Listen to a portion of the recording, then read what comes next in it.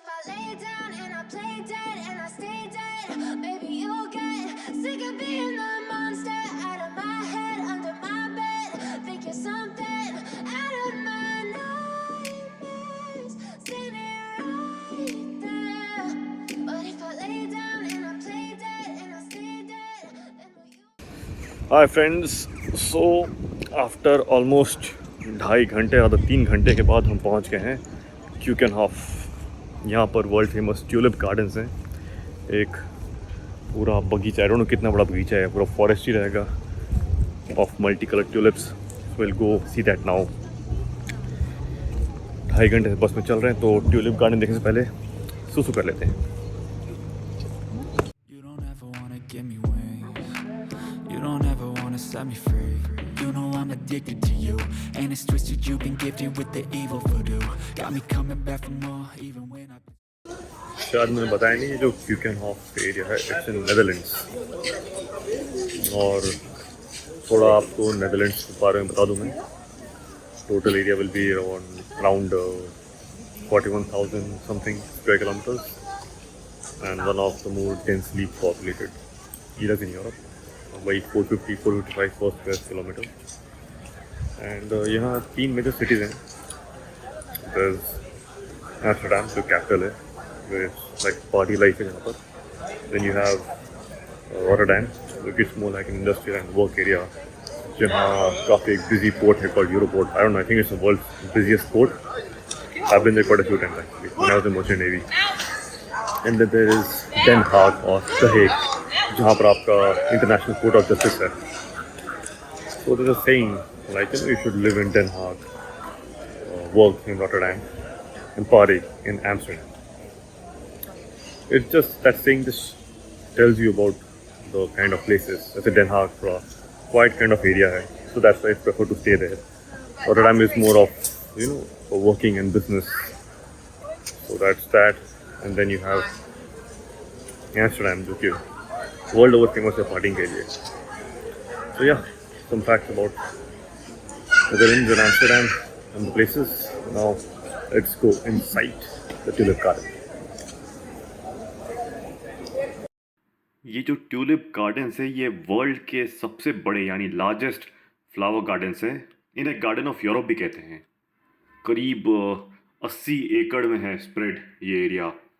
और हर साल जब स्प्रिंग के टाइम में ट्यूलिप फेस्टिवल होता है, तो यहाँ पर कम से कम 70 लाख फ्लावर्स होते हैं, जिसमें अराउंड 800 तरह के वैरायटी के ट्यूलिप्स ही होते हैं।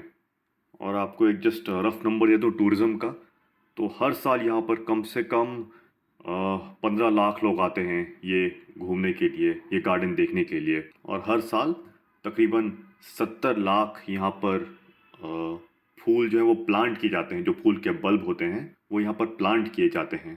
ये जो ट्यूलिप गार्डन है ये 1949 में बना था। कहीं भी घूमने आओ तो पहली जो प्रायोरिटी होती है वो होती है फोटोग्राफी बीवी की, और बाद में कुछ। तो वही कर रहा हूँ। पहले मैंने फ़ोटोग्राफ्स ले लिए बीवी के लिए, अब जा रहे हैं गार्डन में। एक बात मैं बताना भूल गया, ये गार्डन सिर्फ साल के 2 महीने से भी कम के लिए रहता है, यानी कि समवेयर एंड मार्च से लेकर मिड मई तक। तो अगर आप प्लान कर रहे हैं ये गार्डन देखने का, तो इस समय के बीच में ही आइएगा।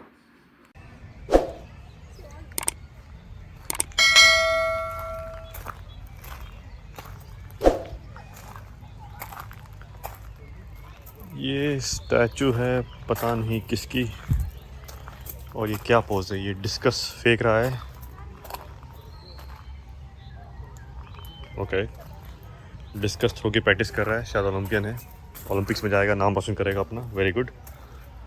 और ये बीच में पेंटिंग बना दी गई है। ओके, गार्डन के बीच में पेंटिंग भी चाहिए, आई डोंट नो।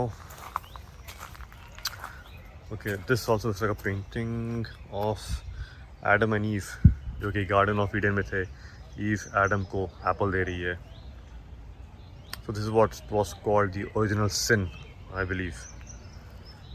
ये खाकर ही इन्हें अर्थ पर फेंक दिया गया था, and then humans were born.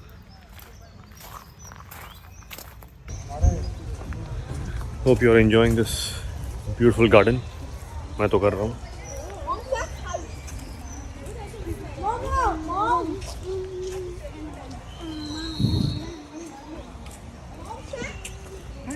अब मैं समझ में नहीं पा रहा हूँ ये ट्यूलिप का नाम है या कोई कंपनी इन्हें सेव कर रही है या प्रोटेक्ट कर रही है या कंपनी अपना एडवर्टाइजमेंट कर रही है.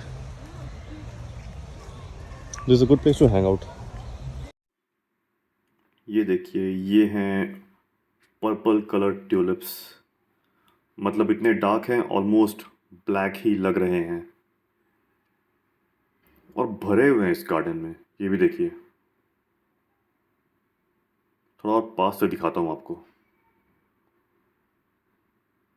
नाइस, सॉफ्ट है पेटल्स काफ़ी और अंदर एक छोटा सा फ्लावर भी है.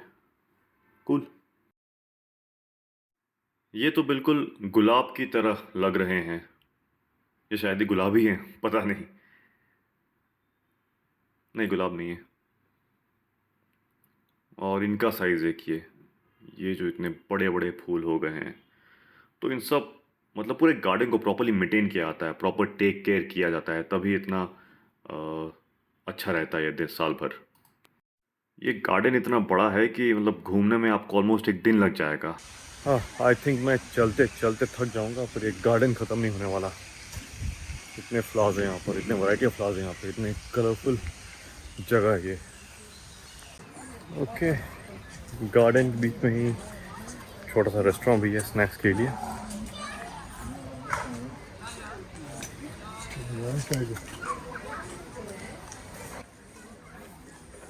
Small souvenir shop.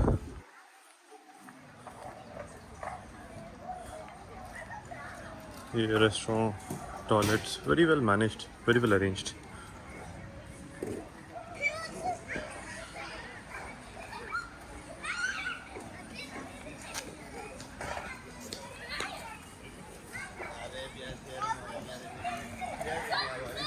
और ये जो बीच में झील बनी हुई है, इसका अलग ही मज़ा आ रहा है, अलग ही एम्बियंस है. Pierce my heart straight through. I got issues in my head. I like you in my bed, but you keep me on red. Oh, everything is like a test. I better not text or I'll come off desperate. But if I lay down and I play dead and I stay dead, baby, you'll get sick of being the monster out of my head, under my bed, thinking something out of my nightmares. Standing right. ये नज़ारा देखिए, कितना सुंदर है. लगता है एकदम haven में आ गए हैं. दोनों तरफ हरियाली और बीच से रास्ता जा रहा है. वैसे बता दूं, हम अपने ट्रिप के एंड में आ गए हैं. अब हम वापस एंट्रेंस की तरफ जा रहे हैं. I feel like you think that this amusing, sitting there gaslighting and confusing. Was it me? Is it me? Am I deluded? I'm the one who's always sorry, the conclusion. Even though I offer all of the solutions, I wish you loved me like I love you, it's stupid. When I'm alone with you, I never feel lucid.